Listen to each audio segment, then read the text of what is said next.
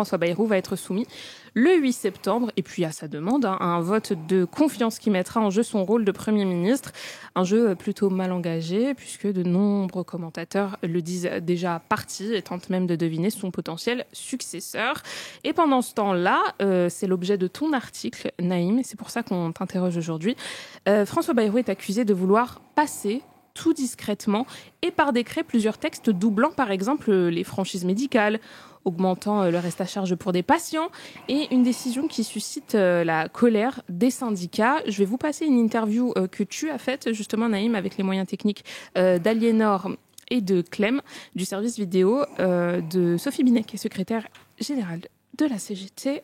Hop, je vous le passe. Mais moi, je tiens ici à passer une alerte. Depuis quelques jours, le gouvernement, pour faire diversion de la colère sociale qui monte, a annoncé ce vote de confiance du 8 septembre. Mais en coulisses, qu'est-ce qui se passe ? En coulisses, ils continuent à essayer de dérouler leurs réformes régressives en contournant le Parlement. Ils sont en train d'essayer de passer par décret le doublement des franchises médicales, c'est-à-dire le doublement du prix des médicaments pour chacune et chacun. Ils l'avaient annoncé dans le projet de budget, tout le monde, il y a eu une levée de bouclier unanime, et là, au lieu de le faire voter par le Parlement, ils veulent le faire en coulisses, dans l'opacité, par un décret qu'ils veulent faire passer le 4 septembre, comme par hasard, juste avant le 8 septembre, juste avant d'être censuré par le Parlement. Alors Naïm, là, mine de rien, Madame Binet nous lance une petite bombe.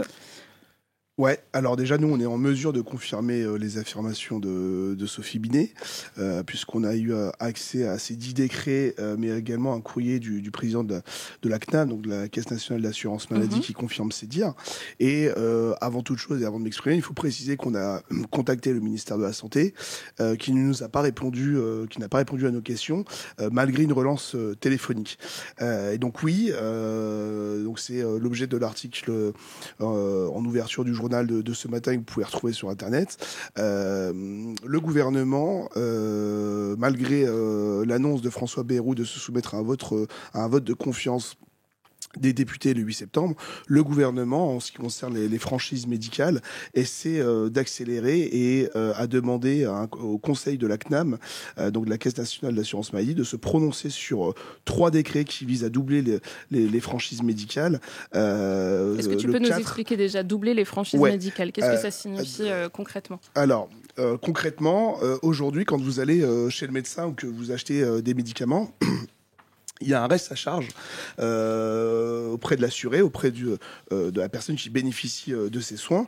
Et donc ce reste à charge, François Bayrou et puis la ministre du Travail et de la Santé, Catherine Vautrin, avaient, dans les annonces de la foulée du 15 juillet, annoncé leur doublement. Concrètement, aujourd'hui, quand vous allez chez le médecin ou que vous faites une radio ou des analyses biologiques, vous payez 2 € de votre poche sur le remboursement. Ce tarif pourrait passer à 5 €.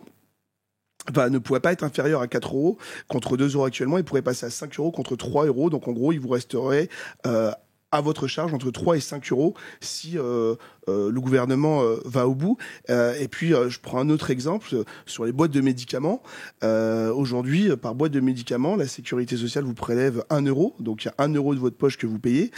Ça pourrait passer à 2 € demain. Il faut savoir qu'avant 2024, c'était 50 centimes par boîte de médicaments.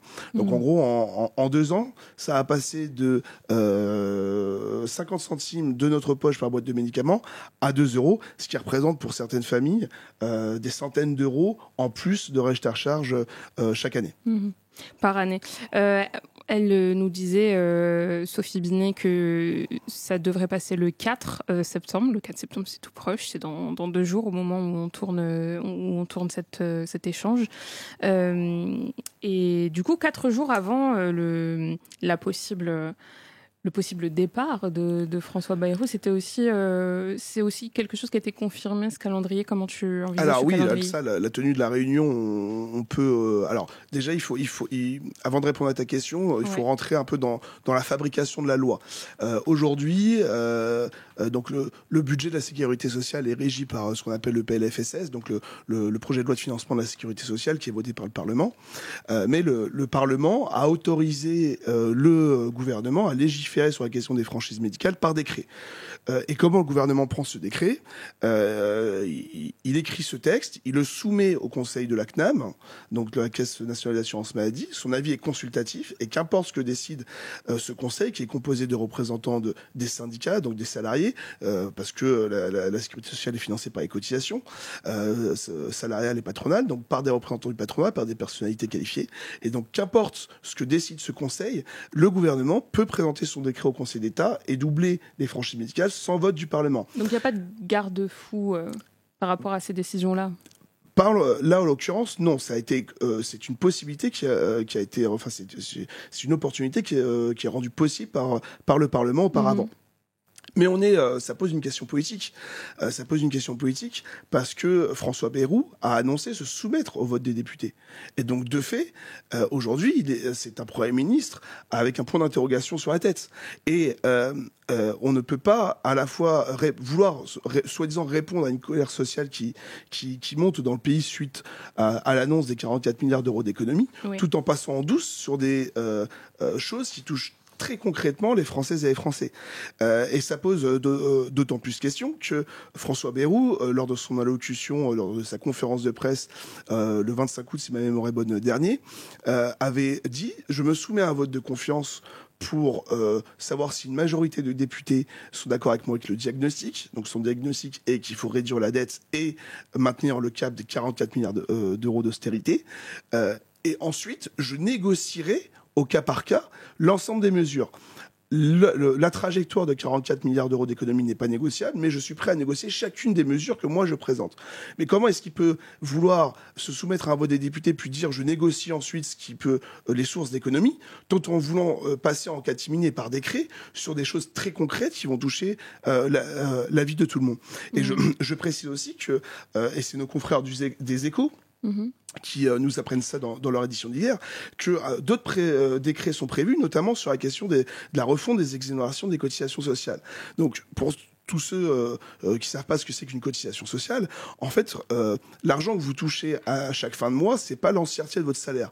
Votre salaire, il est compté en brut. Et il y a une partie de votre salaire qui est socialisée, c'est-à-dire qui est mis dans un pot commun qui s'appelle la sécurité sociale et qui permet de vous financer l'assurance chômage, qui permet de financer la sécurité sociale et qui permet de financer vos retraites notamment. Et aujourd'hui, il y a 80 milliards d'euros d'exonération sociale du côté du patronat chaque année. C'est une des raisons qui explique les difficultés d'ailleurs de financement de la sécurité sociale. Et donc là encore, il voudrait passer par décret pour refondre, pour entamer une refonte de ces exonérations. Alors même qu'il n'a plus de légitimité puisque son avenir est en suspens au vote des députés. J'ai même envie de te poser la question puisque ça renvoie à des réactions dans le chat où on nous dit ils font passer par décret quand ils savent que c'est bientôt la fin pour eux. C'est pas Lias qui nous dit ça. On nous pose aussi la question, c'est Exacouma qui nous demande ça avance à quoi de faire ça par décret et en secret s'ils ne gouvernent plus dans une semaine. Déjà, ça veut dire quoi passer par décret? C'est un peu un forcing, mais institutionnel. C'est-à-dire qu'aujourd'hui, la législation autorise le gouvernement à publier un texte qui augmente les franchises médicales sans passer par le vote du Parlement. Et pourquoi ils font ça? Il faudrait leur poser la question. Nous, on l'a posé aux deux ministres en charge de la Santé, Catherine Vautrin et Yannick Neuder. On n'a pas eu de réponse. Là, je vais donner un avis très personnel. C'est qu'ils savent qu'ils sont condamnés le 8 et que l'agenda de la Macronie depuis 2007, c'est une politique au service du capital. Et donc, c'est leur mandat, c'est leur orientation politique. Et donc, jusqu'à la dernière seconde, ils feront usage de tout leur poids pour contraindre et imposer aux Français et aux travailleurs singulièrement des mauvais coups. Tu nous as parlé de cette lettre de la CNAM que nous, on a pu consulter. C'est ce qui t'a permis de vérifier notamment certaines informations, parce qu'il ne suffit pas que quelqu'un le dise au micro pour que ce soit vrai. Tu as fait le travail de fond. Le courrier, il est un petit peu, on va dire... institutionnel, encore une fois, on dit projet de décret en Conseil d'État relatif à la participation forfaitaire des assurés sociaux aux frais de santé, projet de décret simple relatif à la participation des assurés des frais de santé, etc., etc., etc. C'est tout un courrier.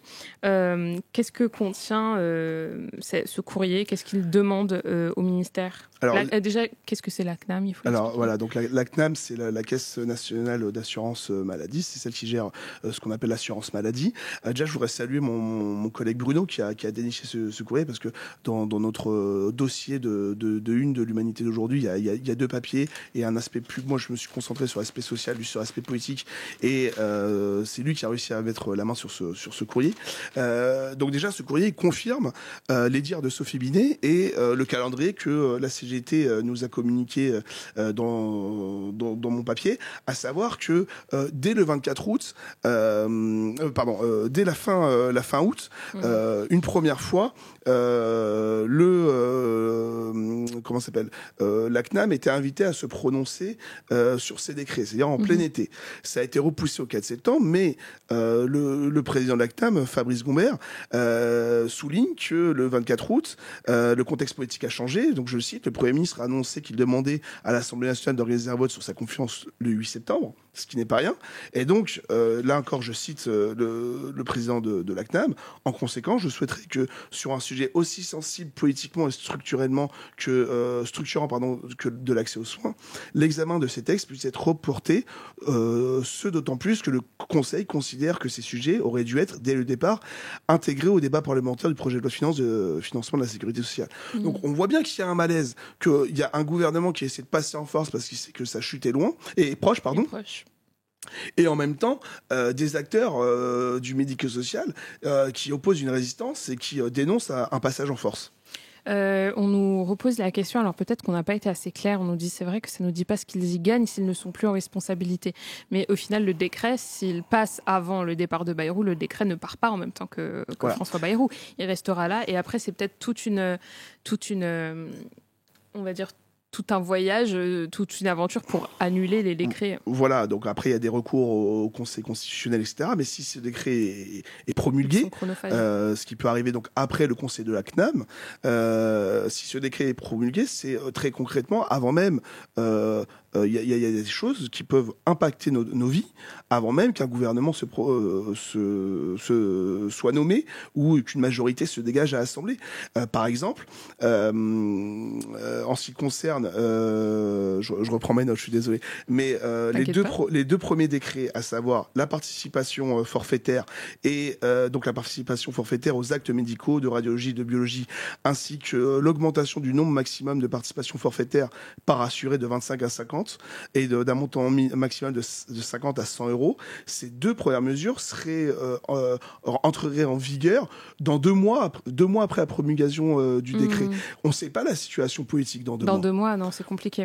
Si on doit changer. La dernière fois, Emmanuel Macron, après la dissolution et l'élection de la Chambre actuelle des députés, a mis 2 mois à trouver un Premier ministre. L'intérim a été long. Donc l'intérêt du gouvernement, c'est de faire passer en catimini des mauvais coups pour les gens et que ces mauvais coups entrent en vigueur, qu'importe la situation politique, dans 2 mois.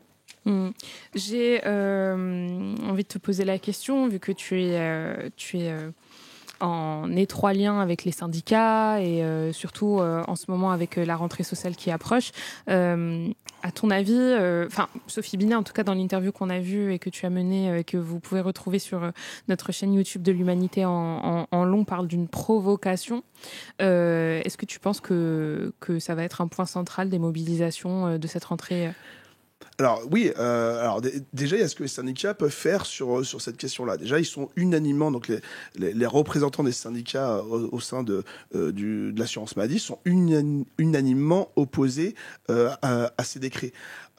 Ensuite, qu'est-ce qu'on peut faire ? Déjà, la pression et la médiatisation de cette affaire, c'est ce que nous, à l'Humanité, on essaie de prendre part aujourd'hui. Et puis, il y a la mobilisation sociale, parce que face à ce gouvernement extrêmement faible, si si toutes et tous on se prend en main, on s'organise et on monte une mobilisation sociale d'ampleur, n'importe quel gouvernement ne pourrait résister. Et donc l'intersyndicale, donc qui est composée des 8 organisations syndicales de ce pays, appelle de concert à une manifestation, à une première journée de mobilisation et de grève et de manifestation le 18 septembre prochain, notamment pour refuser les 44 milliards d'euros d'austérité prévus par l'exécutif, qui comporte 5,5 milliards d'euros dans la caisse de la sécurité sociale. Et donc, c'est 3 degrés que l'exécutif essaie de faire passer en panique.